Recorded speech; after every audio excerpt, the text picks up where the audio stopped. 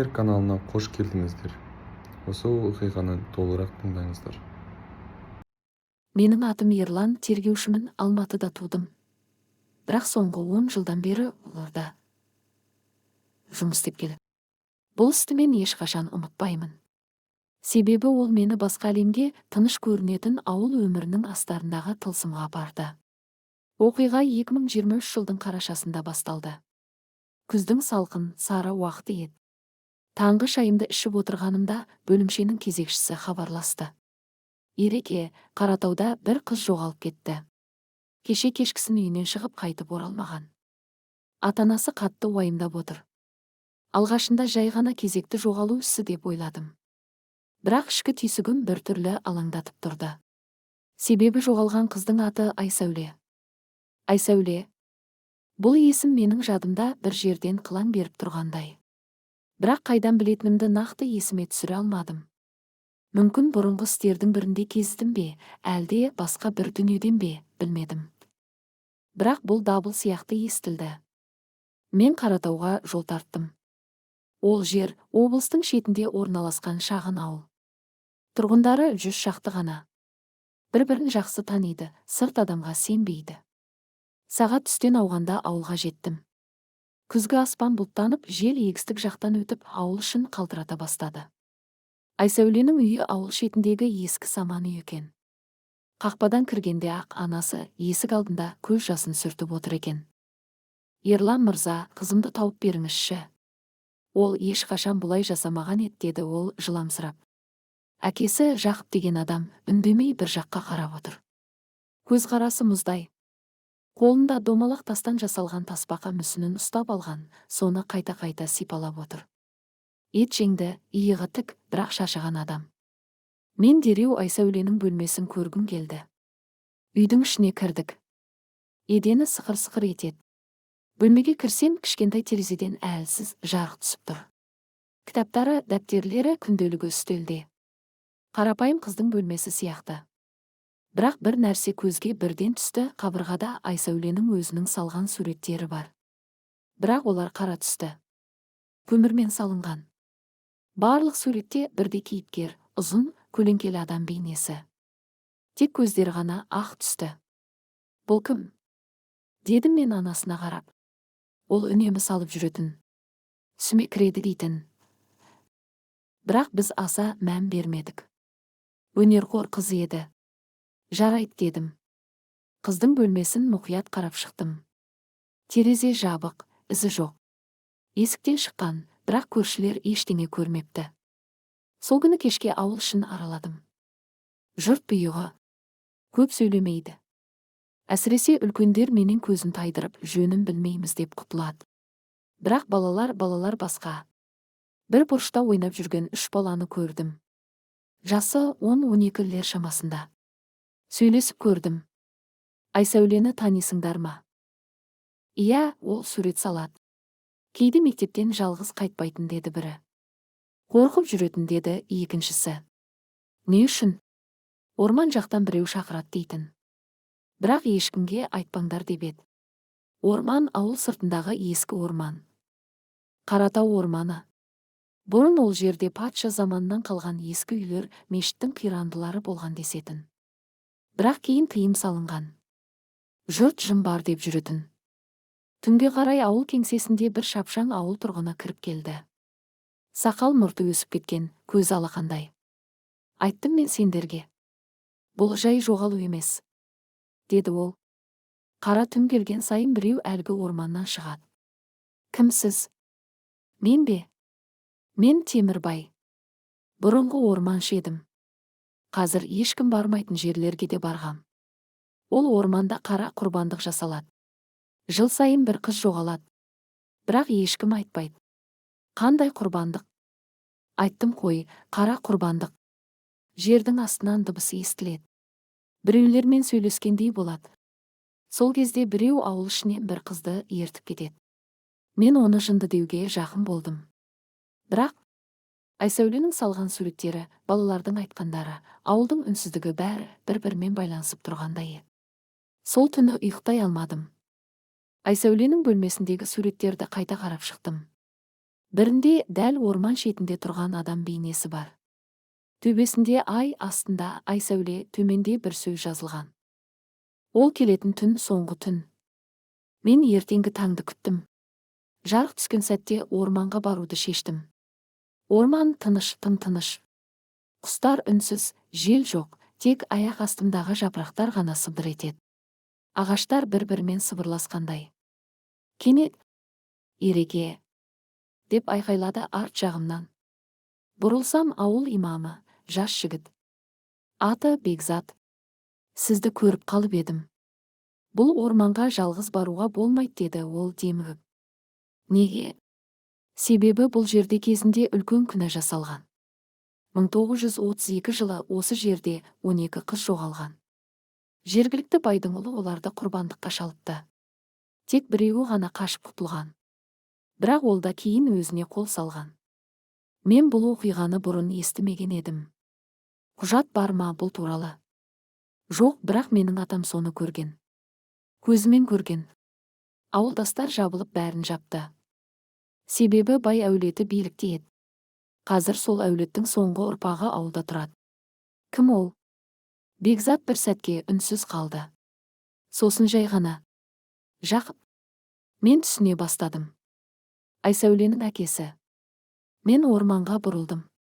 Ішімдегі сезім қайтадан тырсылдап кетті. Бұл жоғалған қыздың хикаясы емес. Бұл бүкіл ауыл жасырған құпияның кілті. Мен бұл істі аяғына дейін жеткізуге бекіндім. Бірақ мені не күтіп тұрғанын сол кезде әлі білмеппін. Кейде адам бір нәрсені ішкі түйсігімен сезеді. Логикамен, дәлелмен емес. Жай ғана бірдеңе дұрыс емес екенін. Мен орманнан қайтқанда дәл сондай күйде болдым. Айсәуленің жоғалуы бұл жай ғана жоғалу емес. Бұл әлде бір ескі, ұмытылған құпияның қайта тірілуі еді.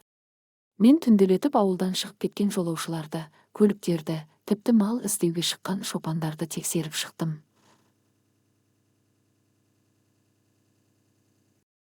Еш нәтиже болмады. Айсәуле жер жұтқандай жоқ. Бірақ менің назарым бір адамнан кете алмады, оның әкесі Жақып. Кеше ғана қабағы қатулы, суық адам еді, бүгін мүлде басқа. Таңертең үйіне тағы бардым. Ол мені күтпеген сияқты. Қолында тасбақа мүсін жоқ, орнына кішкене ескі күнделік ұстап отыр екен. Мен ішке кіргенде үстел үстіндегі күнделікті лезде тығып жіберді. Ереке, әлі де бір жаңалық жоқ па? Деді ол жай ғана. Жоқ, бірақ сізден сұрағым келеді. Қызыңыз соңғы күндері бір түрлі әрекет жасады ма? Біреуден қорқып жүрді ме? Жақып сәл ойланып көзін тайдырып: Жоқ, ештеңе байқамадым, деді. Бірақ оның жүзі сөйлеген сөзімен қабыспай тұрды. Ол ештеңе айтпады ма? Қайда барамын деген жоқ па? Айтқан жоқ. Мен үндемей тұрып қалдым. Қасында тұрған шкафқа көзім түсті. Төменгі бөлігінде сәл ашық тартпа бар еді. Ішінен ақ парақтар көрінді. Бірақ мен тиіспедім. Жақып байқап қалып лезде жауып тастады. Сол сәтте бір нәрсе анық болды, бұл адам бірдеңе жасырып отыр. Бірақ не? Кешке ауыл әкімдігінің мұрағатын тексердім. Ескі құжаттар, сансыз папкалар, шаң басқан қағаздар. Бірнеше сағат ішінде бір дерек таптым. 1932 жылы Қаратаудағы 12 қыздың жоғалғаны туралы жазба. Ресми түрде аштық, көшу, белгісіз бағытқа кеткендер. Бірақ ішінде бір ерекше жазба болды. Бір қыз тірі қалды. Тек түнде ғана сөйлейді. Түнде ғана көзін ашады. Оның айтқандарын ешкім жазбауға бұйырылды. Кім жазып кеткені белгісіз. Қолтаңба. Менің ойыма бірден Темірбай түсті. Бұрынғы орманшы. Кім біледі, мүмкін ол сол қыздың ұрпағы ма екен. Оны тағы іздеп бардым.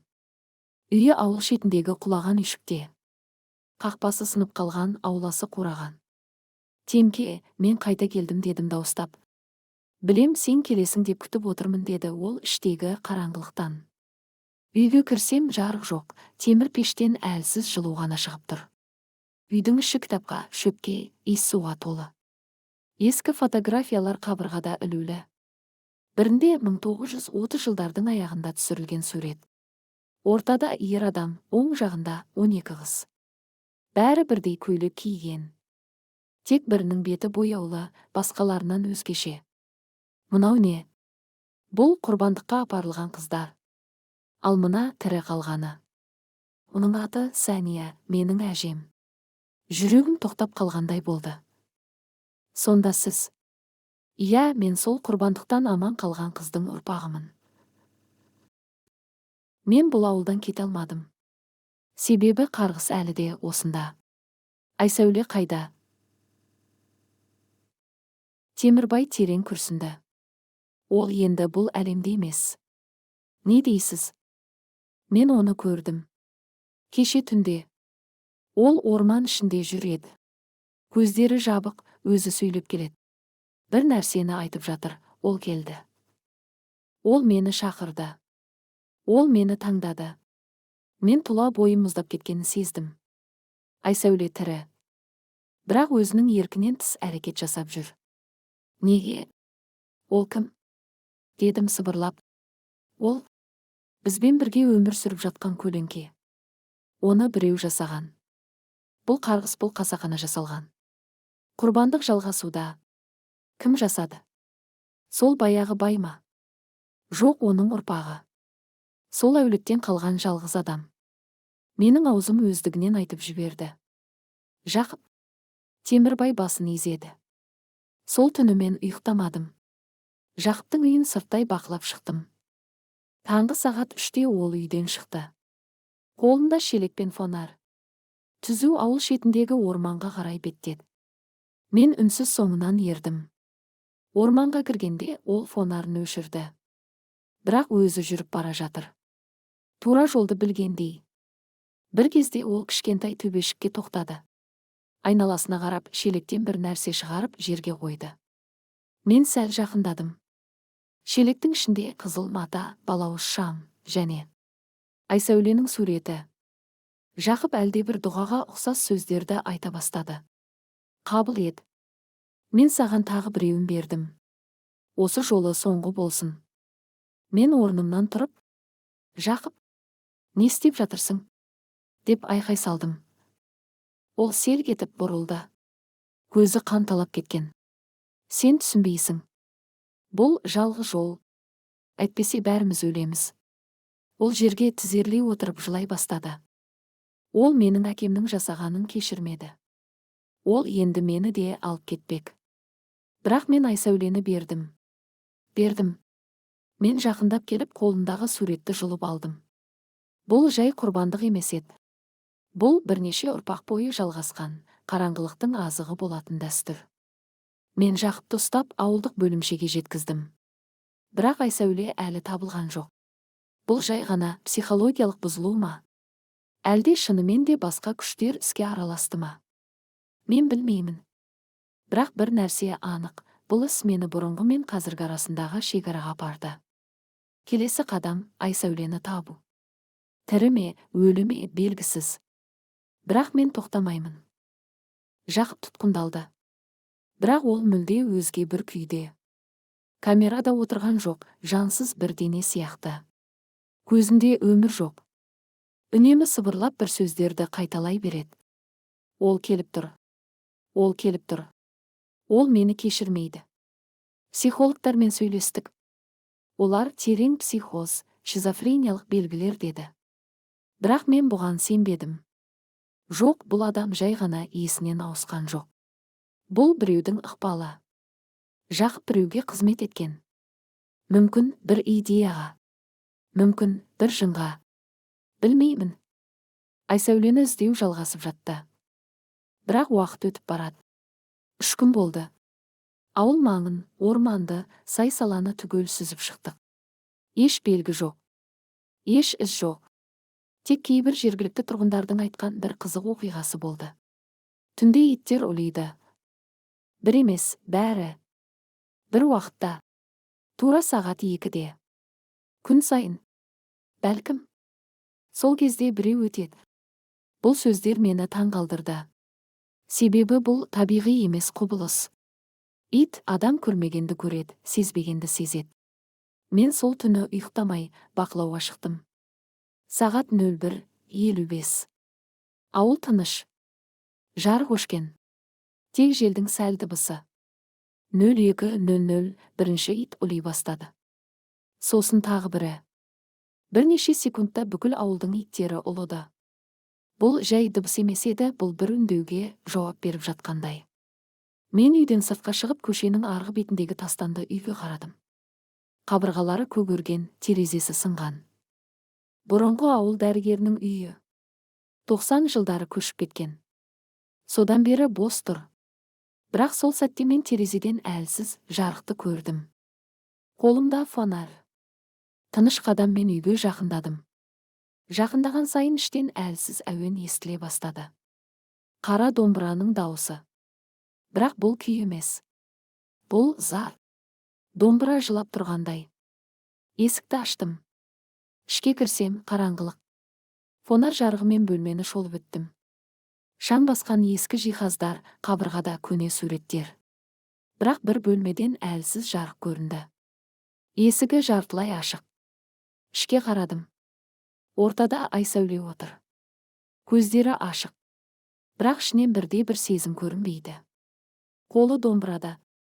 Өздігінен тартуда. Бір ырғақпен. Бір әуенмен. Тоқтамай. Ай сәуле. Дедім. Ол еш жауап бермеді. Тек домбыраны тарта берді. Жүзінде тіршілік жоқ. Мүлде жоқ. Мен жақындадым. Домбыраны ақырын ұстап қолын тоқтаттым. Сол сәтте ол маған тік қарап. Сен кешігіп қалдың. Дауыс суық. Жансыз, бұл ай сәуле емес. Бұл біреудің дауысын жеткізіп тұрған адам. Бұл дене ғана. Ар жағында басқа біреу бар. Кім кешікті? Сен, ол сені күтті. Бірақ енді бәрі кеш. Ол сені де алып кетеді. Ол кім? Ол бізбен бірге. Ол сенің ішінде. Осы сөздерден кейін оның көзі ақ болып айналды. Жерге құлап түсті. Мен оны дереу көтеріп сыртқа шығардым. Ауылдық емханаға жеткіздім. Дәрігерлер психогендік транс, терең стресстік шок деп қорытынды жасады. Бірақ мен бірден түсіндім, бұл иімен өтпейді. Бұл әлде қайда терең құбылыс. Таң ата ауыл молдасы Бекзат келді. Ол бірден менің көзіме қарап. Сіз оны тауыпсыз. Бірақ бұл соңғы қадам емес. Қара үй әлі тірі. Қай үй? Ол үй адамдардың есінен өшірілді. Бірақ ол шын. Ол қара құрбандық жасалған жер. Қайда ол? Бекзат көзін төмен салды. Бұл ауылда. Бірақ оны бәрі ұмытып қалған. Тек бір адам ғана есінде сақтапты. Сол адам қазір жансақтау бөлімінде жатыр. Ол Айсәуленің әжесі Күләш апа. Мен ауруханаға бардым. Ес-түссіз жатқан әже. Қасына отырдым. Көзін ашпайды. Бірақ менің даусымды естіп жатқандай. Қара үй қызыл шам төбеде ай табалдырықтан аттама деп күбірледі. Қайда ол үй? Қайда? Орман астында. Жердің астында. Түбі жоқ баспалдақ. Сол үйде мен бәрін көрдім. Осы сөзден кейін жүрегі сыр беріп Күләш апа комаға түсті. Мен түсіндім. Бұл іс қарапайым адам жоғалу емес. Бұл ауылдың жанын ұстап тұрған тылсыммен күрес. Ал Айсәуле сол күрестің құрбаны ғана емес. Кілті. Кешке мен Бекзатпен бірге орманға бардым. Ол қолында Құран, менде жарық пен қару. Біз бір сағатын жүріп, ескі қираған тас қоршауға жеттік. Тастың бір бөлігі басқа түспен боялған. Сәл бассақ, астынан темір есік көрінді. Бекзат маған қарады. Осы есік ашылса, қайтып шығу Алланың қолында. Мен үнсіз бас изедім. Біз есікті аштық. Ішінен шіріген ауа шықты. Баспалдақтар төменге қарай кетіп жатыр. Қараңғы, тыныш. Сол сәттен бастап мен түсіндім, бұл менің тергеушілік мансабым емес. Бұл жаным үшін күрес. Ал төменде. Ол күтіп тұр. Темір есік сықырлап ашылды. Ішінен шіріген топырақ күйік пен ескі ағаштың иісі мүңкіді. Есіктің ар жағында төменге түсетін ескі баспалдақтар. Жарық жоқ. Бекзат кеудесін ұстап дұға оқи бастады. Мен бір сәт тоқтап артыма қарадым. Аспан тұнжырап тұр. Жел жоқ. Құстар үнсіз. Бұл табиғаттың өзі тынысын тартып, не боларын бақылап тұрған сәт. Бекзат сыбырлады. Ереке, төменде біз күткен нәрсе емес. Бұл қасірет. Бұл жылдар бойы көмілген, бірақ тірі жатқан қара күш. Біз енді тоқтай алмаймыз, дедім мен. Айсәуле үшін, басқа құрбандар үшін.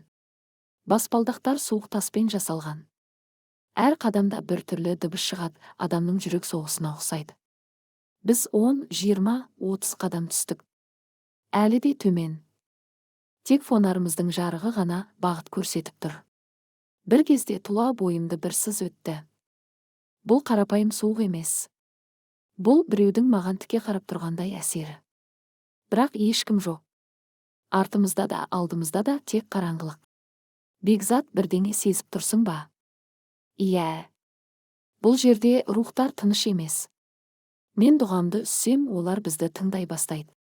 Кенет қарсы алдан есіктің сұлбасы көрінді.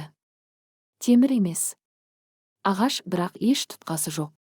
Бекзат бір сәт тоқтап дұға оқыды. Сосын ақырын басын изеді. Мен есікке жақындадым. Қолымды тигізген сәтте ол өзі сықырлап ашыла бастады. Ішінен қатты, сасық жылылық ұрды. Бұл адамның жаны қысылатын иіс. Мен жарықты түсіріп бөлмені шолдым. Бөлме орташа. Едені топырақ. Ортасында шеңбер. Шеңбер ішінде балшықтан жасалған 12 қуыршақ. Әр қуыршақ қыз бейнесінде. Киімі, шашы, көзі нағыз адам секілді. Бірақ бір ерекшелігі бар. Әр қуыршақтың кеудесінде шынайы адамның жүрек тұсынан алынған қандағы кепкендей көрінді. Менің қолым дірілдей бастады. Бұл не? Деп сұрадым Бекзаттан. Бұл құрбандық рәсімінің көшірмесі. Олар әр жылы бір қызды осы шеңберге қосып отырған. Қанмен, шынайы қанмен.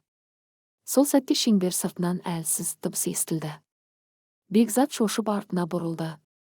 Ереке, бұл жер бос емес. Мен жарықты бұрып үлгердім. Бөлменің шетінде адам тұр. Жүзін көру мүмкін емес. Ұзын қара киімді. Шашы жерге дейін түсіп тұр. Жылжымайды, тек қарап тұр. Сіз кімсіз? Деп айқайладым. Ол жауап бермеді. Бірақ бір сәтте көзімді тайдырып алғанымда ол жоқ болды. Жай ғана жоқ. Секундтың ішінде. Бұл адам емес, деді Бекзат, бұл бұрынғы құрбандықтардан қалған рух. Немесе солардың бірінің иесі. Біз бұл жерден тез кетуіміз керек. Бірақ менің назарым едендегі бір затқа түсті. Қара матаға оралған бір дәптер. Шеңбердің дәл ортасында жатыр. Сақтықпен алдым. Аша бастадым. Күнделік. 1931. Ішінде қазақша көне жазу. Бай әулетінің баласы Қалмұханның өз қолымен жазған. Ол менімен сөйлесті. Алғаш рет. Ол мені тыңдайды. Ол менен қан сұрады. Мен бердім. Алдымен қозының қанын. Сосын өз қолымды тіліп бердім. Сосын ол маған түс көрсетті, 12 қыз. Егер мен әр жылы біреуін беріп отырсам, менің ұрпағым ешқашан кедей болмайды. Олар билік құрады. Мен келістім. Олар ештеңе білмейді. Бірақ мен білемін. Бұл менің аманатым. Бекзат дәптерді қолына алып дұғасын күшейте бастады. Бұл қарғыс тек ауылға емес, бүкіл әулетке түскен. Сол себепті жақыпта соны жалғастырды. Ол атасының жасағанын қайталады. Бірақ бір айырмашылығы бар. Қандай? Айсәуле құрбандыққа берілмеді. Ол қарғысты қабылдамады. Ол қарсы шықты. Сондықтан рух енді ашулы. Сол сәтте жарығымыз сөнді. Қараңғылық қатты, мүлде қара. Бекзат дауысын естіп тұрмын. Ереке, көзімді аша алмай тұрмын. Біреу дем алып тұр, дәл жанымда. Мен бірден қалтамнан қосалқы жарық алып жағып үлгердім. Сол сәтте қабырғада адам денесіне ұқсаған қара көлеңке тұр. Бірақ көлеңке жазық емес. Ол қозғалып тұр. Тыныстап тұр. Мен қадам артқа бастым. Біз бұл жерден кетуіміз керек дедім. Дереу. Бекзат та келісті. Екеуміз жарықты қайта қосып, артына қарамай баспалдақпен жоғары өрледік. Артымыздан әлсіз сыбыр естіліп жатты. Сен менің аманатымды бұздың. Енді сен меніксің. Аурухана палатасында тым-тыныш. Айсәуле 3 күн бойы ес-түссіз жатты. Еш жауап бермеді. Денесінде жара жоқ, бірақ жүйкесі күйреп қалған. Дәрігерлер кататониялық күй дейді. Бірақ мен ондайға сенуді баяғыда қойғанмын. Сол түні мен ауруханаға қайта бардым. Бекзат та бірге келді. Түнгі кезекші медбикеден рұқсат сұрап, Айсәуленің палатасына кірдік. Ол сол қалпы жатыр. Көздері жұмулы. Тек тынысы ғана әлсіз білінеді. Біз оған дұға оқиық деді Бекзат. Егер рух шын болса, дұға оның жолын бөгеуі мүмкін. Бекзат дұға оқи бастады. Мен оның даусын тыңдай отырып, Айсәуленің жүзіне қарап отырдым. Сосын көз алдымда оның кірпігі қимылдай бастады. Кенет көздері ашылды. Мен орнымнан тұра бердім. Бірақ бір сәтке тұрып қалдым, ол маған тік қарады. Бірақ бұл бұрынғы Айсәуле емес еді. Сен қайта келдің деді ол жай дауыспен. Айсәуле, бұл мен, Ерланмын, сені іздеп тауып алдық. Есіңде не бар? Ол басын сәл қисайтып, жүзінде кішкене күлкі пайда болды. Бірақ ол күлкі қорқынышты еді. Мұздай. Мен Айсәуле емеспін. Не дейсің? Ол кетті. Ол енді жоқ. Ол мені шақырды. Ол маған есік ашты. Мен ішке кірдім. Енді мен де соның бір бөлшегімін. Бекзат дұғасын күшейтті. Бірақ қыз кенеттен қатты айқай салды. Оның даусы бұл адам даусы емес еді. Бөлменің терезесі сықырлады. Еден сәл шайқалды. Тоқта, деп айқайлады мен. Сен оның ойыншысы болмауың керек. Қайт өзіңе. Айсәуле кенет тоқтады. Көзі бір сәтке бұрынғы қалпына келді. Көз жас пайда болды. Көмектесіңіз. Ол менің ішімде, мен оны сеземін. Сосын ол қайтадан есінен танды. Тынысы баяу, бірақ тірі. Келесі күні Айсәулені облыстық психиатриялық орталыққа ауыстыруға шешім қабылданды. Бірақ мен қарсылық білдірдім. Бұл жай есі кеткен қыз емес. Бұл қарғыстың құрбаны. Егер ол орталыққа түссе, олар не істейтінін де білмейді. Оған біз керекпіз. Біз осы істі ашқан, біз осыны көрген жалғыз куәлармыз. Алайда билік мені тыңдамады. Айсәулені арнайы көлікпен алып кетті. Сол түн менің өмірімдегі ең ауыр түн болды. Таңғы сағат 3. Мен пәтерімде отырмын. Көз ілмедім. Ойым быт-шыт. Айсәуле не көрді? Ол деген кім? Қарғыс кімге өткен? Сосын кенет терезе сықыр етті. Мен орнымнан тұрып пердені аштым. Көшеде ешкім жоқ. Бірақ жолдың ар жағында біреу тұр. Тура маған қарап тұр. Қара киім, ұзын силуэт. Беті қараңғыда көрінбейді. Бірақ мен оның маған тесіле қарап тұрғанын сеземін. Мен артқа шегіндім. Тынысым жиілеп кетті. Көзімді сүртіп қайта қарадым, ешкім жоқ. Түнде түс көрдім. Қара үй. Шеңбер. 12 қыз. Ортасында Айсәуле тұр. Бірақ оның дауысы басқа біреудікі. Сен де енді менің бір бөлігімсің. Біз бөлінбейміз. Сен мені көрдің. Енді сен менсіз өмір сүрмейсің. Мен айқайлап ояндым. Терлеп кетіппін. Бекзат таңғы сағат 9-да хабарласты. Ереке? Жаман хабар бар. Айсәуле жоқ. Не дегенің? Орталыққа жеткізер алдында ол жоқ болып кетті. Автокөлік жүргізушісі мен күзетшінің есінде ештеңе жоқ. Олар ұйықтап қалыппыз дейді. Камералар өшіп қалған. Ал көліктен тек бос орын ғана табылды. Қыз жоқ. Мен үндей алмадым. Даусым шықпады. Ішімде бір нәрсе үзіліп кеткендей болды. Қазір не істейміз? Деді Бекзат. Іздейміз соңына дейін. Бірнеше күннен кейін мен Алматыдағы бір қарт журналистпен кездестім. Ол тылсым, жоғалу, секталар туралы жазатын адам. Аты Шоқан. Мен оған хикаяны түгел айтып бердім. Ол тыңдап отырып дәптеріне жазып отырды. Бір кезде маған қарап: "Сіз тек бір нәрсені түсінбеген сияқтысыз." "Нені?" "Бұл қарғыс қыздарға арналмаған. Бұл көргендерге арналған." "Қалай яғни?" "Қыздар құрбан болған. Бірақ нағыз нысана көргендер. Яғни сіз. Енді ол сізбен байланысты. Сіз оны қабылдадыңыз. Есігін аштыңыз. Қазір ғана емес, алғаш рет Айсәуленің суретін көрген күні-ақ. Мен есіме түсірдім. Иә, Айсәуленің суреті менің іс папкаларымда бұрында болған. 1 жыл бұрын. Ол кезде басқа қыз жоғалған. Бірақ папканың бұрышында дәл сондай сурет. Қара көлеңке, ақ көз. Мен түсіндім. Мен ол іспен бұрыннан байланыстым. Мен оны бұрын көрдім. Ол мені де таңдап қойған. Кешке үйге келсем, есік ашық тұрған. Ішке кірсем, жарық сөніп тұр. Барлығы орнында. Бірақ бір қағаз үстел үстінде жатты. Ақ парақ, қара сиямен жазылған бір сөйлем. Егер сен шынымен құтқарғың келсе, қара үйге қайта орал. Төменгі жағында бір белгі тұр, шеңбер ішіндегі көз. Бұл шақыру. Бұл соңғы мүмкіндік. Мен енді түсіндім, мен баруым керек. Жалғыз соңына дейін. Қағаздағы сөздер мені ішімнен күйдіріп өтті. Құтқарғың келсе, қара үйге қайта орал. Мен көп ойланбадым. Кеш түскенше дайындалып, тек ең керекті заттарды алдым. Жарық, пышақ, фонар, кішкентай Құран, Айсәуленің суреті және өзімнің күнделігім. Иә, мен де енді бәрін жазып отыруға кірістім. Себебі осы істен соң мен тірі қаламын ба белгісіз. Түн жарымы. Қаратау орманы. Жел жоқ. Ауа тұншығып тұр.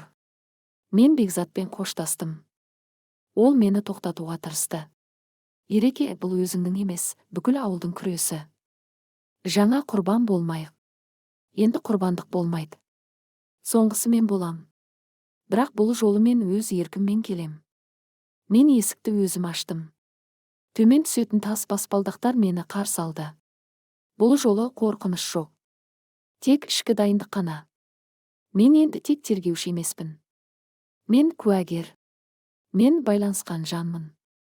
Баспалдақтарда тұрған сайын жүрегім баяулай берді. Қан айналымым өзгере бастады. Тереңге түсіп келе жатқаныңда уақыт баяу ағып жатқандай болады. Қара үйдің есігі ашық тұр.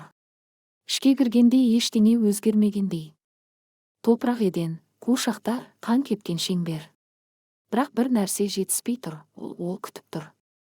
Бірақ қайда? Ортадағы шеңберге жақындадым. Қолымдағы Айсәуленің суретін шеңберге тастадым. Мен келдім. Сен шақырдың, мен жауап бердім. Енді не қаласаң, соны ал. Ұзақ үнсіздік. Сосын қабырғалар сықырлап, үйдің өзі дірілдей бастады. Қараңғы бұрыштан бір нәрсе бөлінді. Ол шықты. Киімі қара, түсініксіз матадан. Басы жоқ. Бірақ ол тік тұр. Қимылдамай ауамен тыныстап тұрғандай. Бірақ дәл мені көзімен шаншып тұр. Сол сәтте менің есіме түсті, бұл менің түсімдегі бейне. Бұл мені көптен бері бақылап жүрген көлеңке. Ол ақырын алға жүре бастады. Мен артқа шегіндім. Бірақ шеңберден шықпадым. Бұл менің қорғаным. Кенет ол тоқтады. Дауысы шықты. Бірақ емес, ішімде естілді. Санамның ішінен сөйлеп тұрғандай. Сен өз еркіңмен келдің. Сен дайынсың. Не үшін? Таңдауың бар. Бір өмір, көп өмір үшін. Қызды қайтару үшін сен кетуің керек. Мен өлсем, Айсәуле тірі бола ма? Иә, бірақ сен ұмыт боласың. Сенің аты жөнің өшеді. Істерің, ерлігің, бәрі. Сен ешқашан болмаған адамға айналасың. Бірақ ол өмір сүреді. Мен үндемедім. Бұл таңдау. Ең ауыр таңдау. Сол сәтте мен қалтамнан күнделігімді алып соңғы жолды жаздым. Мен бармын.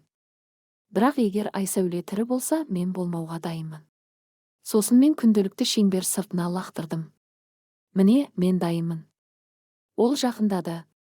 Тек бір қадам. Кенет бүкіл үй ішін жарық-жарық еткізді. Жоғарыдан ақ жарық түсті. Мен көзімді ашып үлгермей, айналамдағы бәрі жоғалып кетті.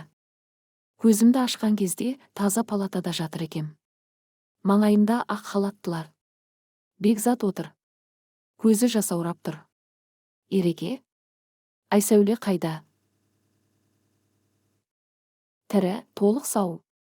Ол ештеңе есінде сақтамаған. Бірақ өмірге қайта келгендей. Қуаныштымын деп сыбырладым. Бірақ, деді Бекзат, Ереке, кешір, бірақ сен кімсің өзі? Мен тұрып отырдым. Көзіме қарадым. Қолым менікі. Дене менікі. Бірақ бірден түсіндім, ешкім мені танымайды. Полиция бөлімінде мені ешкім танымай қалды. Құжаттар жоқ. Бекзаттың есінде мен жоқпын. Айсәуле мені танымайды. Жақып түрмеде, бірақ мен туралы айтса, оны есі кеткен дейді. Мен жоқ адамға айналдым. Қазір мен шеткері қалада жалғыз тұрамын. Кешкісін ауыл жаңалықтарын тыңдаймын.